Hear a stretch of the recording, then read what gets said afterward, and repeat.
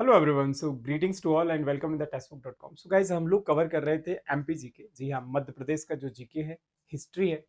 और ये जो हम लोग सीरीज एक नई कवर कर रहे हैं, ये आपके मध्य प्रदेश के जितने भी एग्जाम है, जी हाँ ठीक है, मध्य प्रदेश के जितने भी एग्जाम होते हैं, एमपी पीएससी है, एमपी पुलिस है, एमपी एसआई है, सभी के लिए इंपॉर्टेंट है। और इसके अलावा जो आपका एमपी पीजीसीएल का एग्जाम होने वाला है, जी हाँ, उसके लिए इंपॉर्टेंट है। तो एक बार हम लोग क्विक रिवीजन कर लेते हैं कि जो फर्स्ट लेक्चर था उसमें हमने क्या क्या कवर किया था। फर्स्ट लेक्चर में हम लोग मध्य प्रदेश के एक परिचय कवर कर रहे थे, एक ब्रीफ इंट्रोडक्शन कवर कर रहे थे कि मध्य प्रदेश का फॉर्मेशन कब हुआ। सो 1 नवंबर 1956 इसकी जो कैपिटल है दैट इज भोपाल। इसका हमने पढ़ा था कि पॉपुलेशन जनसंख्या में इसकी जो टोटल जनसंख्या है 7,26,26,809 आपने पढ़ी थी। और ये इंडिया में 5वीं पोजीशन पर आ जाता है दोस्तों। किसके मामले में दोस्तों, याद रखिएगा, जी हाँ, पॉपुलेशन के मामले में यूपी सबसे टॉप पर है। और लीस्ट पॉपुलेशन में आपका सिक्किम जाता है दोस्तों, ठीक है। ये 2011 की जनगणना के अनुसार है, जो कि ओवरऑल आपका 15th और स्वतंत्रता के बाद का 7वां जनगणना था, ठीक है। अच्छा, उसके बाद हमने किया था एरिया। तो एरिया की अगर हम लोग बात करने जाएं दोस्तों, तो इसका जो एरिया है टोटल 3,08,252, यानी कि एरिया में इसका जो टोटल कॉन्ट्रीब्यूशन है 9.38% हमने पढ़ा था इंडिया का। जो इंडिया का आपने पढ़ा है दोस्तों कि इंडिया का जो आपका जो हमारा टोटल एरिया है पूरे वर्ल्ड में 7वीं पोजीशन पर है हम लोग। यानी पूरे वर्ल्ड में हम लोग जो कंट्रीब्यूट करते हैं वो कंट्रीब्यूट करते हैं 2.42%।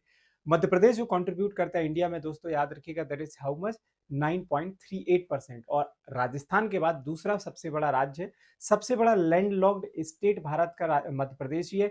एरिया के आधार पर सबसे छोटा राज्य आपका गोवा है दोस्तों, ठीक है। इसके बाद हमने जनसंख्या जो घनत्व है वो देख लिया था कि जनसंख्या घनत्व आपका 236 है।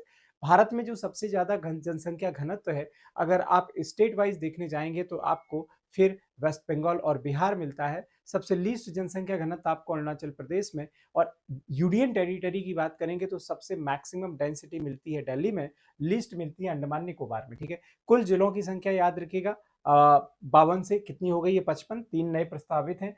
राज्य का जो अदर नेम से आपने पढ़ लिए थे, हृदय प्रदेश है, सोया प्रदेश है, टाइगर स्टेट है, लैपॉर्ड है, ठीक है। और इसका जो हाई कोर्ट है वो जबलपुर में है, और इसकी जो खंडपीठ है आपकी इंदौर और ग्वालियर में मिल जाती है, ठीक है।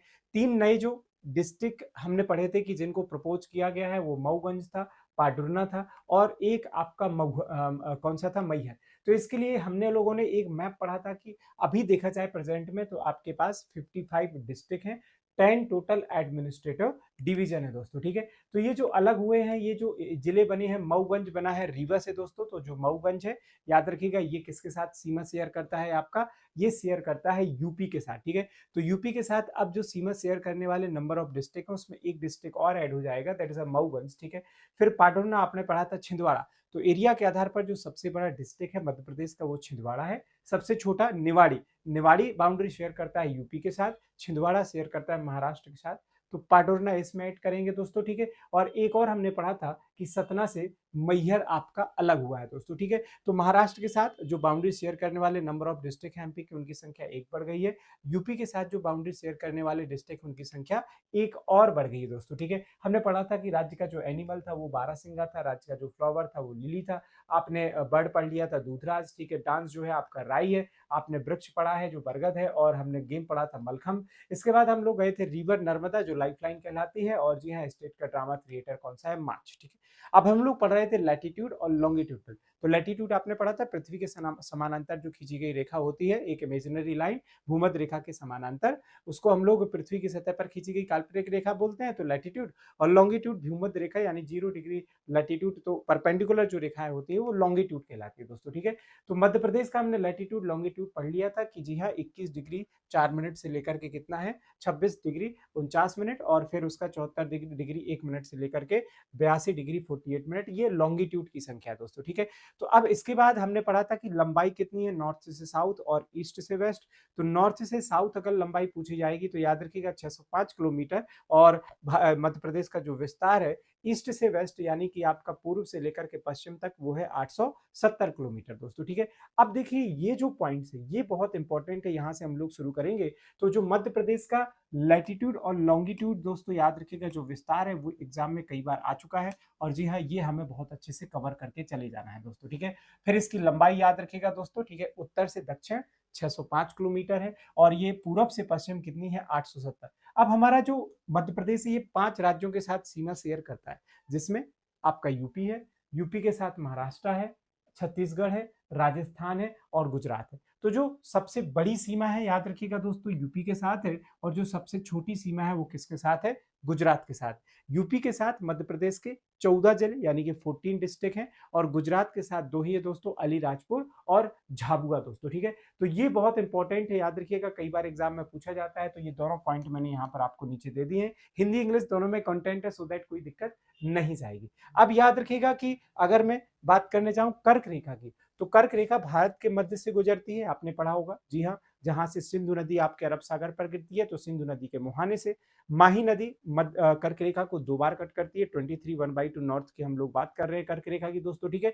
और भारत के 8 राज्यों से ये गुजरती है। तो माही रिवर वाला पॉइंट पढ़ के जाना है, साथ में आपका सिंधु नदी वाला पार्ट पढ़ के जाना है। लेकिन मध्य प्रदेश के रिस्पेक्ट में देखा जाए तो मध्य प्रदेश को सीधा 2 भागों में बांटती है, और 14 जो 14 डिस्ट्रिक्ट है जहां से आपकी कौन गुजरती है, ट्रॉपिक ऑफ कैंसर यानी कि कर्क रेखा दोस्तों गुजरती है दोस्तों, ठीक है। मध्य प्रदेश का हमने एरिया देख लिया था कि मध्य प्रदेश एरिया के आधार पर भारत में 5वीं पोजीशन पर, सॉरी, दूसरी पोजीशन पर आता है राजस्थान के बाद, और इसका टोटल एरिया जो कंट्रीब्यूशन है 9.38% है, ठीक है। इंडिया हमने पढ़ा था कि वर्ल्ड में 7वीं पोजीशन पर है, सबसे बड़ा जो है आपका रसिया है, कनाडा आप पढ़ते हैं, चाइना पढ़ते हैं, यूएसए के बारे में पढ़ते हैं, ब्राजील के बारे में पढ़ते हैं, ऑस्ट्रेलिया के बारे में पढ़ते हैं, ठीक है।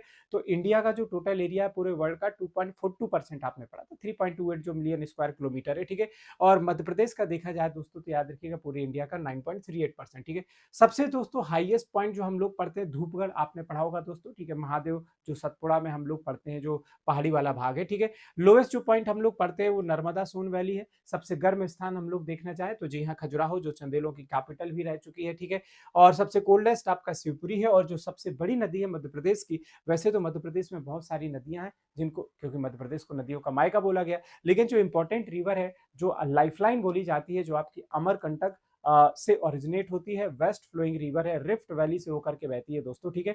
और ये जाकर के खंभात की खाड़ी के पास अरब सागर में जाकर के मिल जाती है। 3 इंपॉर्टेंट प्रोजेक्ट हैं, बरगी परियोजना, इंदिरा सागर और सरदार सरोवर परियोजना, जबलपुर इसी के किनारे है, भेड़ाघाट भी आपको इसमें मिल जाता है, ठीक है। तो लंबाई हमने देख ली, पूरब से पश्चिम 870 हो गई, उत्तर से दक्षिण 605 किलोमीटर हो चुकी है, ठीक है। तो इंडिया के, मध्य प्रदेश के साथ इंडिया का भी याद रखना है, लैटिट्यूड लॉन्गिट्यूड। तो इंडिया का जो लैटिट्यूड है 37 डिग्री 6 मिनट से लेकर के याद रखिएगा 8 डिग्री 4 मिनट, और लॉन्गिट्यूड की बात करोगे तो 68 डिग्री 7 मिनट से लेकर के दोस्तों याद रखिएगा ये ईस्ट में पड़ेगा 97 डिग्री 25 मिनट, ठीक है। भारत की जो लंबाई है अगर हम लोग पूरब से पश्चिम की बात करने जाएं तो 2933 किलोमीटर है, और दक्षिण से, अगर उत्तर से दक्षिण बात करने चले जाएं तो 3214 किलोमीटर है, ठीक है। तो मैंने दोनों का दिया हुआ है आपको, मध्य प्रदेश का भी दिया हुआ है और इंडिया का भी दिया हुआ है, तो दोनों को आपने बहुत अच्छे से कवर करके चले जाना है दोस्तों, ठीक है। अच्छा, अब हमारे पास जो टोटल डिवीजन की हमने संख्या पढ़ी थी वो 10 थी, और टोटल हमारे पास डिस्ट्रिक्ट की संख्या जो हमने पढ़ी है वर्तमान में वो 55 है दोस्तों, ठीक है। तो अभी तो हम लोग जो नया मध्य प्रदेश 2000 में बना है, छत्तीसगढ़ से अलग होने, छत्तीसगढ़ को अलग करके, उसकी बात कर रहे थे। तो जो 10 डिवीजन है उसमें चंबल है दोस्तों, याद रखिएगा, इंदौर है और उज्जैन है, और उसके बाद आपका भोपाल है, ग्वालियर है, फिर हम लोग सागर के बारे में बात करते हैं, जबलपुर के बारे में बात करते हैं, शहडोल के बारे में बात करते हैं, रीवा के बारे में बात करते हैं, ठीक है। तो इसमें से जो नए बने हैं दोस्तों, ठीक है, तो जो न्यू डिवीजन बने हुए हैं, ये एक आपका चंबल बना हुआ है, दूसरा आपका ये कौन सा नर्मदापुरम बना हुआ है, और फिर हम लोग शहडोल के बारे में बात करते हैं कि जी हाँ आपका शहडोल भी बना हुआ है दोस्तों, ठीक है। तो ये आपके नए डिवीजन बने हुए हैं। अब देखिए मध्य प्रदेश के थोड़े से हम लोग हिस्ट्री में जाते हैं, फ्लैशबैक में, यानी कि 1947 से पहले की बात करेंगे, जब हमारा देश स्वतंत्र नहीं था और भारत में अंग्रेजों का शासन था। तो मध्य प्रदेश की पोजीशन किस तरीके थी उसमें जाएंगे, ठीक है। लेकिन उससे पहले पहले बेसिक चीजें, मध्य प्रदेश का दिवस 1 नवंबर 1956 में आप सभी जानते हैं गठन हुआ। फिर उसके बाद नया स्वरूप आया 1 नवंबर 2000 ईस्वी में, क्योंकि छत्तीसगढ़ अलग हो गया, राजधानी भोपाल है, ठीक है। और मध्य प्रदेश को जो नाम दिया गया हृदय प्रदेश दोस्तों, याद रखिएगा 1948 में पंडित जवाहरलाल नेहरू यानी कि देश के प्रथम प्रधानमंत्री के द्वारा ये दिया गया है। तो ये नाम कई बार पूछ लेता है कि जो हृदय प्रदेश नाम दिया गया है वो किसके द्वारा दिया गया है मध्य प्रदेश दोस्तों, तो याद रखिएगा पंडित जवाहरलाल नेहरू के द्वारा दिया गया है। तो हमने ये बेसिक बातें जो है हमने देख ली। ठीक है, मध्य प्रदेश की जो राज्य की भाषा है वो हिंदी है और इसके उपनाम में नदियों का मायका, सोयाबीन राज्य आपने पढ़ा, साथ में हृदय प्रदेश भी हम लोग देखते हैं। तो ये आपके टाइगर स्टेट, फिर आप इसको क्या भी नाम दे सकते हो, लेपर्ड स्टेट भी नाम दे सकते हैं। तो ये हमने ये कुछ बेसिक इसके चीजें देख ली जो एग्जाम में, छोटे छोटे एग्जाम में पूछता रहता है दोस्तों। ठीक है, अब मध्य प्रदेश की देखो दोस्तों, 1947 की हम लोग बात कर रहे हैं, यानी कि जब हमारा देश स्वतंत्र नहीं हुआ था या फिर स्वतंत्र हो चुका था तो भी राज्यों का जो गठन था वो एडमिनिस्ट्रेटिव बेसिस पर था, प्रशासनिक सुविधा के आधार पर। बाद में ये भाषा के आधार पर किया गया, लिंग्विस्टिक बेसिस पर। ठीक है, तो लिंग्विस्टिक बेसिस से पहले यानी कि 1956 से पहले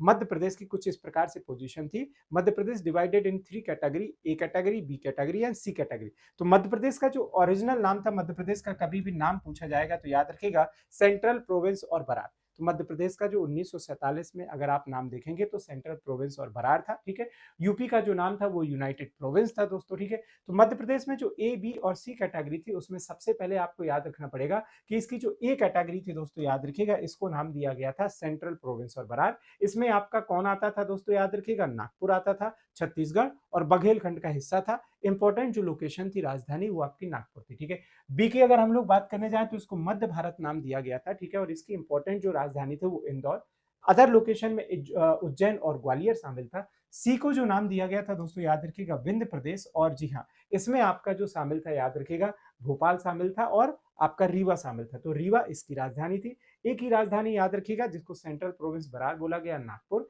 जिसको मध्य भारत बोला गया है, जिसकी राजधानी कौन सी थी दोस्तों, याद रखिएगा, इंदौर, और जिसको विंध्य प्रदेश बोला गया, इसकी राजधानी क्या थी, रीवा। तो मध्य प्रदेश का 1947 में यानी कि पुराना नाम याद रखिएगा सेंट्रल प्रोविंस और बरार है। तो यही चीजें सारी मैंने यहाँ पर आपके लिए लिखी हुई है, तो इसको थोड़ा सा डिटेल में आपने देख करके जाना है। ये मैप बहुत आपके लिए हेल्पफुल होगा, तो प्लीज इस मैप को लगातार फॉलो करते रहिए। इसमें एक महाकौशल का एरिया भी शामिल था, जिसका याद रखिएगा जो इंपॉर्टेंट लोकेशन था यानी कि जो कैपिटल था वो कौन सा था, जबलपुर। तो महाकौशल जो एरिया है ये इंपॉर्टेंट रहेगा एग्जाम के पॉइंट ऑफ व्यू, इसको जबलपुर वाले पार्ट में हमें लेकर के चलना है दोस्तों। ठीक है, अब याद रखिएगा, आपको याद होगा कि 1947 में जब देश स्वतंत्र हो गया तो अंग्रेजों ने जो भाषा के आधार पर, सॉरी, एडमिनिस्ट्रेटिव बेसिस पर जो राज्यों का गठन किया था उसको दोबारा से रीऑर्गेनाइज करने लगे।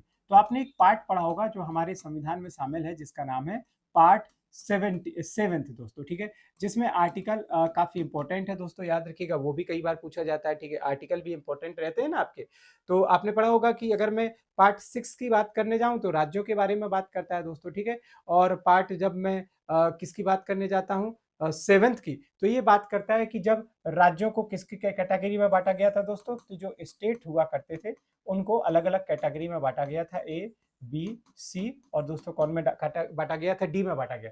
तो याद रखिएगा, इसको क्या कर दिया गया है, एबॉलिश कर दिया गया है। ठीक है, ये बहुत इंपॉर्टेंट है, और इसको एबॉलिश कर दिया गया है, और इसको ये 238 से याद रखिएगा आर्टिकल हटा दिया गया है, और इसको एबॉलिश किया गया है, याद रखिएगा, 7th अमेंडमेंट। ठीक है, 7वें यानी 7वें भाग को, 7वें संशोधन 1956 में हटा दिया गया। 1956 में इसलिए हटा दिया गया क्योंकि ऑलरेडी आपके पास एक कमेटी थी जिसका नाम था फजल अली, उसकी रिपोर्ट आ चुकी थी। तो राज्यों को प्रशासनिक सुविधा के आधार पर कोई जरूरत नहीं थी। ठीक है, तो इसमें जो था वो प्रॉब्लम वही थी कि जो स्टेट थे वो किसके आधार पर थे, एडमिनिस्ट्रेटिव बेसिस पर थे। ठीक है, यानी कि प्रशासनिक सुविधा के आधार पर थे। ठीक है, तो अब जब देश हमारा स्वतंत्र हो गया तो एक डिमांड उठी कि राज्यों को भाषा के आधार पर निर्माण किया जाना चाहिए, यानी लिंग्विस्टिक बेसिस पर फॉर्म किया जाना चाहिए, और ये जो सबसे बड़ी डिमांड थी ये साउथ में थी। ठीक है, और बोला गया कि राष्ट्र की एकता और समीकरण के लिए बहुत इंपॉर्टेंट है, तो साउथ में बहुत सारे आंदोलन होने लगे। सरकार ने सबसे पहले एक कमेटी बनाई जिसका नाम था एस्केधर कमेटी, और ये 1948 में बनाई गई कि राज्यों का, ये केंद्र सरकार के द्वारा, याद रखिएगा, जो नई सरकार बनी थी उस समय अगर मैं बात करने जाऊं तो पंडित जवाहरलाल नेहरू, आपको याद होगा दोस्तों। ठीक है, एक टेम्पररी सरकार बनाई गई और उसके अध्यक्ष बनाए गए पंडित जवाहरलाल नेहरू। तो एक कमेटी बनाई गई एस्केधर आयोग। एस्केधर आयोग का जो इंपॉर्टेंट काम था इस बात को रिव्यू करना कि ये जो डिमांड है लिंग्विस्टिक बेसिस पर राज्यों का निर्माण करना, ये सही है, क्या ऐसा होना चाहिए या नहीं होना चाहिए। बट एस्केधर आयोग ने दोस्तों, याद रखिएगा, उसको मना कर दिया, डिस्कार्ड कर दिया कि हमें भाषा के आधार पर राज्यों के निर्माण की जरूरत नहीं है। तो एस्केधर या आयोग जरूर पढ़ के चली जाएगा, और इसके रिकमेंडेशन कैसे थे, इन्होंने डिनाई कर दिया। ठीक है, reorganize the state on language basis. अब एस्केधर आयोग के जो सुझाव थे उस सुझाव को रिव्यू करने के लिए एक दूसरी कमेटी आती है जिसका नाम होता है जेवीपी। तो जेवीपी में याद रखिएगा 3 पर्सन है, एक है आपके जवाहरलाल नेहरू, वी का मतलब है सरदार वल्लभ भाई पटेल, और याद रखिएगा पी का मतलब है पट्टाभी सीतारामैया, जो कि मध्य प्रदेश के पहले गवर्नर बनाए गए। तो 3 लोगों के अंडर में एसके आयोग की रिकमेंडेशन को रिव्यू करने के लिए कमेटी बनाई गई, और इन्होंने भी उसी चीज को कंटिन्यू किया कि जो राज्य उनको भाषा के आधार पर बनाए जाने की कोई जरूरत नहीं है। तो उस समय क्या हुआ कि जो साउथ पार्ट था हमारा, दोस्तों याद रखिएगा, वहां पर बहुत सारे अनशन होने लगे, बहुत सारे आंदोलन होने लगे, और एक इंपॉर्टेंट फिगर हमें देखना पड़ेगा, दैट इज पोटी श्री रामुलु। पोटेसरी जो रामुलु होते हैं, ये भूख हड़ताल पर चले जाते हैं, और ये याद रखिएगा अनिश्चितकालीन स्ट्राइक कर देते हैं, ठीक है, खाना नहीं खाते हैं। 56 डेज तक माना जाता है इन्होंने खाना नहीं खाया। तो 1953 में जो आंध्र प्रदेश होता है, जब इन्होंने एक लंबे समय तक भूख हड़ताल की, खाना नहीं खाया, तो इनकी डेथ हो जाती है, और भाषा के आधार पर जो सबसे पहला राज्य बनता है वो कौन सा था, that was the Andhra Pradesh, ठीक है। तो आंध्र प्रदेश याद रखिएगा पंचायत सिस्टम को लागू करने वाला दूसरा राज्य है, क्योंकि सबसे पहला राजस्थान था, ठीक है, नागौर में लागू हुआ। लेकिन भाषा के आधार पर जो सबसे पहला राज्य का गठन हुआ वो कौन सा था, आंध्र प्रदेश। तो जैसे ही इनका भूख हड़ताल की वजह से निधन हो गया, तो आंदोलन और तीव्र हो गए। सरकार को जल्दबाजी में आंध्र प्रदेश को भाषा के आधार पर निर्माण करना पड़ा, और आंध्र प्रदेश पहला ऐसा राज्य बना जो लिंग्विस्टिक बेसिस पर बन गया, दोस्तों, ठीक है, लिंग्विस्टिक बेसिस पर। अब जब आंध्र प्रदेश का निर्माण हो चुका है, तो बाकी सभी राज्यों का भी भाषा के आधार पर निर्माण किया जाए। तो सरकार ने क्या किया कि उसी समय एक 1953 में एक कमेटी का गठन कर दिया, जिसका नाम था फजल अली आयोग, ठीक है। और ये जो फजल अली आयोग थे, इसमें 2 और मेंबर थे, याद रखिएगा, एक आपके जी हाँ पंडित हृदयनाथ कुंजरू जी, और दूसरे सरदार के एम पानिक्कर, ठीक है। तो 2 मेंबर थे, सरदार के एम पानिक्कर, हृदयनाथ कुंजरू, और इसके जो हेड थे वो थे फजल अली आयोग, जो भाषा के आधार पर राज्यों के रीऑर्गेनाइजेशन के लिए कमेटी बनाई गई थी 1953 में। इसकी जो रिपोर्ट आती है वो 1956 में आती है, और ये रिपोर्ट में देते हैं कि हम राज्यों अपने मतलब भारतीय संघ को राज्यों में और केंद्र शासित प्रदेश में डिवाइड करते हैं, ठीक है।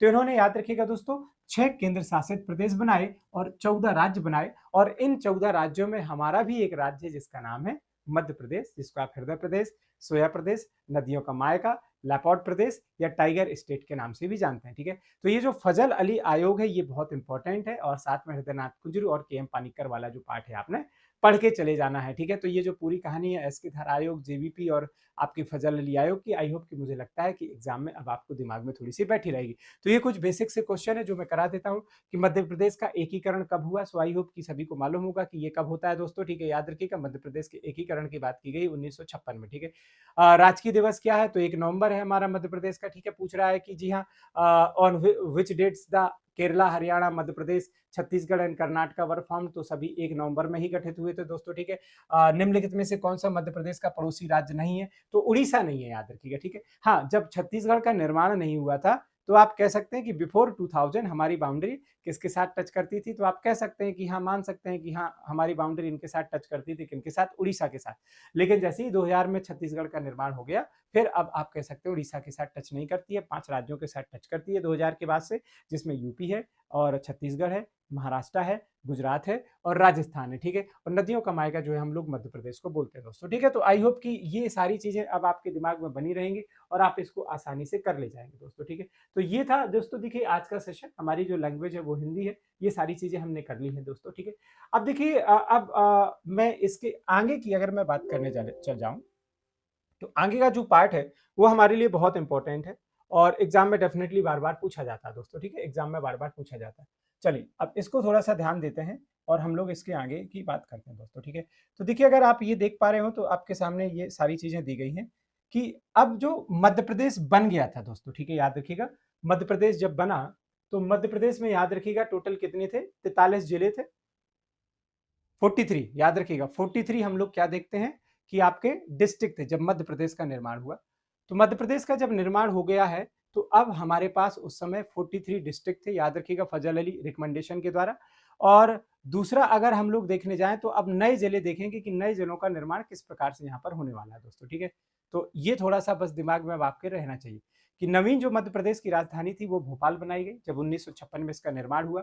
और ये जो भोपाल था दोस्तों, याद रखिएगा ये सीहोर डिस्ट्रिक्ट की पहले एक तहसील हुआ करती थी, ठीक है। सीहोर डिस्ट्रिक्ट की एक तहसील हुआ करती थी, जो भोपाल अब मध्य प्रदेश की क्या बन गई है, कैपिटल बन गई है दोस्तों, ठीक है। ये पॉइंट बहुत इंपॉर्टेंट है। और जब मध्य प्रदेश का गठन हुआ तो 8 डिवीजन थे आपके पास, एडमिनिस्ट्रेटिव डिवीजन, संभाग, और 43 डिस्ट्रिक्ट थे। तो ये जो बात हो रही है कब की बात हो रही है, 1956 1956 की बात हो रही है दोस्तों, ठीक है। तो अब मध्य प्रदेश में नए जिले बनेंगे, नए संभाग बनेंगे और फिर छत्तीसगढ़ का निर्माण होगा।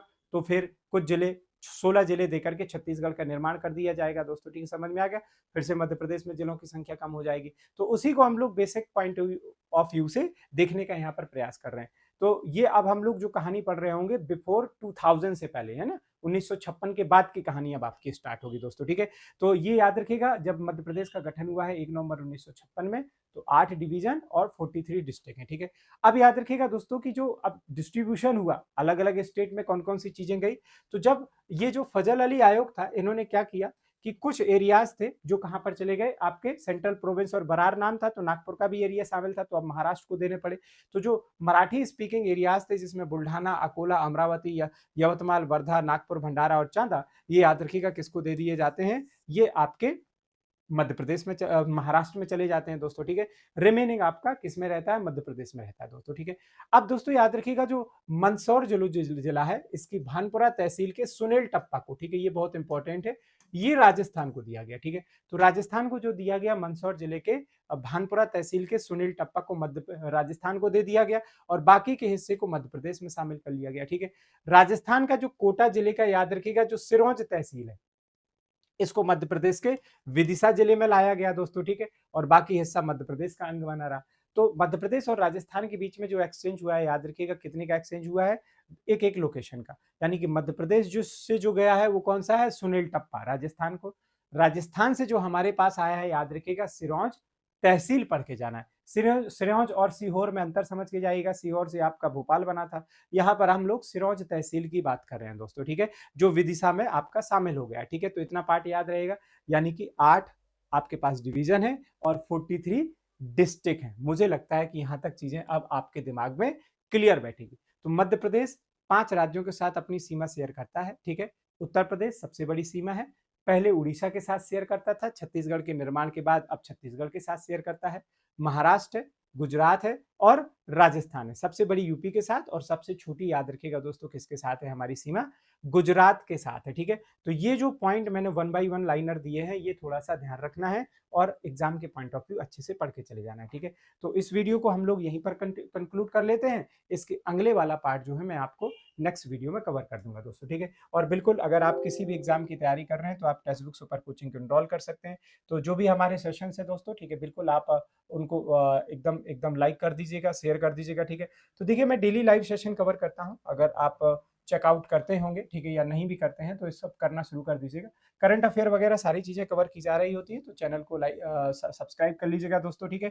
और डिस्क्रिप्शन में आप जाकर के टेलीग्राम ग्रुप जो वगैरह है वो हमारे ज्वाइन कर सकते हैं, और सारे कोर्सेस आपको मिल जाएंगे। तो आप किसी भी कोर्स के लिए एनरोल करना चाहते हैं तो सीधे लिंक पे जाकर के क्लिक करिए और आपको सारे अपडेट यहाँ पर मिल जाएंगे दोस्तों, ठीक है। चाहे यूपीपीएससी ए का कोर्स हो, चाहे एमपी पीजीसीएल का कोर्सेस हो, ठीक है, या फिर आप तैयारी कर रहे हैं यहाँ पर आरआरबी की, या फिर एसएससी की तैयारी करने जा रहे हैं, एयरपोर्ट अथॉरिटी ऑफ इंडिया की, तो सारे कोर्सेस आपको मिल जाते हैं। बस आपको जाकर के, जैसे एमपी पीजीसीएल जेई की बात करने जाऊँ तो आप यहाँ पर एनरोल कर सकते हैं। हमारे डिफरेंट डिफरेंट प्लान है, 2 ईयर, 1 ईयर या फिर 6 मंथ के, इनमें से किसी एक प्लान को सिलेक्ट कर लीजिए।